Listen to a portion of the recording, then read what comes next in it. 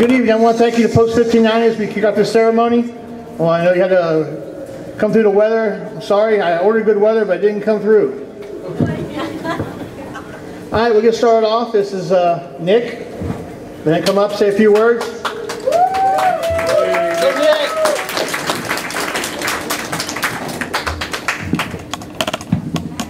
Just so I want to thank you all for coming out, and you know, I work with Jeffrey Earnhardt, and we're doing a thing with Warrior 50, and it's a nonprofit we started to do a thing for the 50th commemoration for the Vietnam War, and you know, it started. We're doing it's going to be ongoing now for the next, I guess, 15 years or so, and so we're doing this. We're starting it here in Daytona.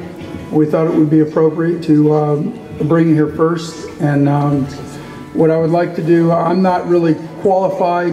I've never served in any theater of war, so I wanted to, I have a brother-in-law that has. He's a Purple Heart recipient, and I wanted to bring him up and let him introduce this, and bring Chuck Gass up and also. This is Sonny Edwards. How's everybody doing tonight? Can everybody in the very back hear us okay too? Yeah, everybody can hear? Right, that's a good one. I again want to thank everybody for being here. This is being a veteran and knowing a little bit about this and what's going on, this is something that I think means a lot to everybody that's really in this room, and how special of a, you know, purpose or project that this is. It really hits home for me. So again, I want to thank everybody in this room for their service also. It's, you know, it's people like everybody in this room, really why I joined the Army in the first place. I looked up to people like everybody here and really wanted to be like everybody here. So that's what made me do it. But our next guest speaker, I've known for a couple years. But it's hard for me to believe that in the couple years that I've known him, the impact that he has really had on my life, and really everybody that I know that he knows. I didn't know my grandfather long because he died when I was young, but I have to imagine that my grandfather and our next speaker shared a lot of qualities. So I'd like to introduce the Reverend Dr. Chuck Gass.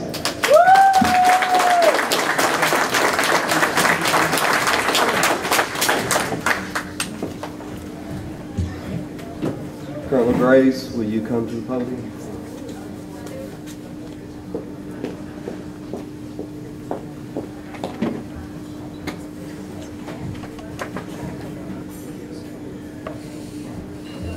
See, I had to ask him what to do too, so that's pretty good. He's in charge of everything.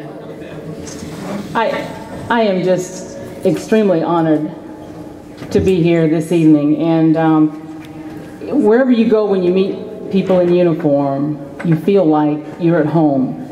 So I walked in the door, and a couple guys at the bar looked at me and they were like, are you in the wrong place? I said, no, I talked to the post commander, and I'm supposed to be here. Where's Bill at?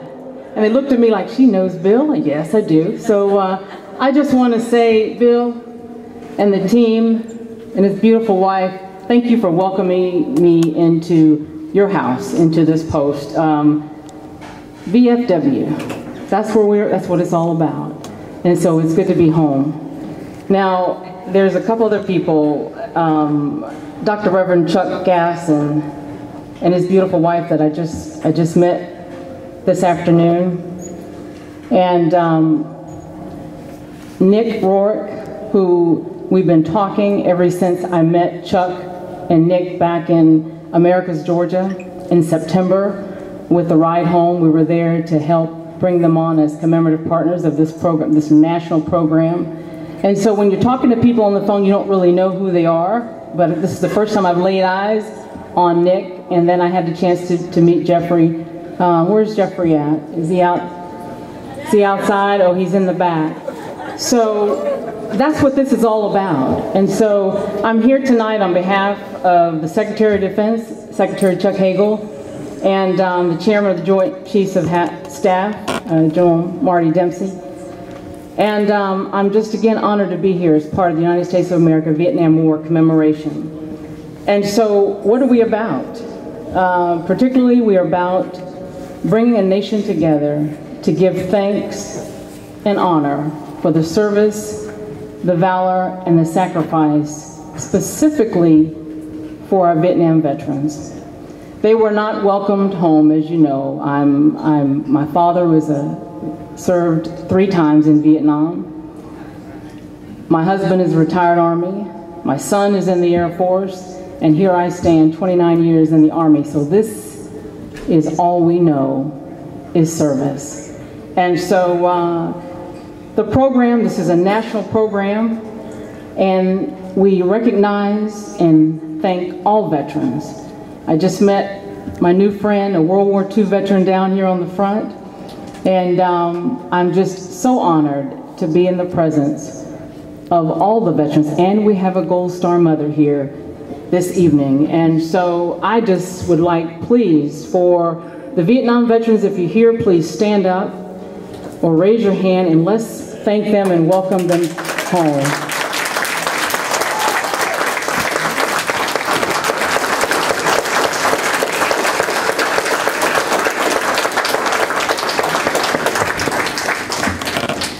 Back in September of 2013, we were in the Ride Home event. I had no idea that it would lead to Chuck and Nick and his team standing up the Warrior 50 organization. And so they were so moved by the program and the contribution that we made that Nick calls me pretty much now every other couple of days, because he wants to make sure that we are instituting this program right to thank and honor our Vietnam veterans and all veterans that are now still with us. Our World War II veterans are, as you know, are leaving us much too fast. And so shortly after they became a commemorative partner, we had the opportunity to gather, and they're taking this car around to all the veterans' homes so that the veterans can see the opportunity to thank and to be honored. And that's what this national program is about. And in 2008, Congress said, you know, Department of Defense, I need for you to do the right thing, to get out and honor those Vietnam veterans all across this nation, particularly those Vietnam veterans and their families. And so I am proud to be here tonight. Again, we have more than 80 posts like the VFW and auxiliaries that have joined this commemorative program. So Bill, we'd like for your posts and the auxiliary to join as well, because we don't have the ability to touch hometown-centric America except for in places like here in Daytona, places like in Americus, Georgia. And so it's the right next step. And so this is what we're all about. I had a short film to show the Vietnam veterans because I think it really is powerful, but we're not going to be able to see it. But in 2008, Congress asked us to join a nation, and so we did. They said, I want you to stand up and organize and recruit and support all across the nation. And again, our goal is to thank and honor. And to accomplish this mission, we've decided to bring together corporations, associations, towns, states, cities, schools, organizations, military installations, active, guard, and reserve, and especially some of the VSOs, just to help assist the nation.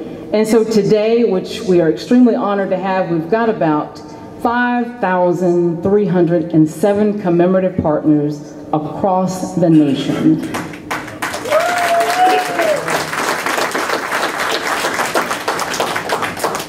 And at all events, again, we honor the World War II vets, the Korean vets, the peacetime veterans, and especially those of us like myself who are coming off today's battlefield in Iraq and Afghanistan, because we have done a magnificent job and are still doing that. And as you know, the Vietnam War was a long war. And so consequently, this commemoration is broken down into 3 phases. We started in 2011, we're now in 2014. Again, we're still kind of getting ourselves on the ground by recruiting partners like Warrior 50, 2015 to 2017, which is next year, is our second phase, and we plan to light up America. And we're going to kick it off with a joint session of Congress. We're going to invite Vietnam veterans to come and be part of that. And we're asking all the commemorative partners, and any of you out there can become a commemorative partner. All we're asking you to do is to conduct 2 events a year. What is an event? It could be just like we were doing in the parking lot, standing around thanking and honoring our veterans. It can be large or small, but we want it to be in your hometown so that you can have guest speakers of your own, like the World War II veteran or the Gold Star mother, or anyone that's part of that organization. And then from 2018 to 2025, that's our sustainment period. And that's where we're trying to make sure that our education materials are sharp so that this next generation can understand the sacrifices and the service and the valor that you're the reason that I stand here today. That's going to be our legacy. And so the intent during that time is to be able to sustain it so that you don't lose it in the history and education. We opened this program Memorial Day of 2012 at the Wall in Washington, D.C.